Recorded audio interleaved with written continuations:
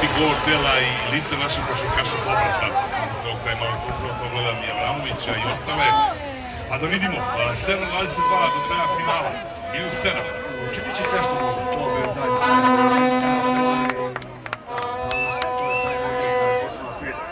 Za redom, ajde vidimo kako ćemo da reagujemo sada, ima još mnogo da se igra i ne treba se apsolutno predavati i nervirati, samo igrati.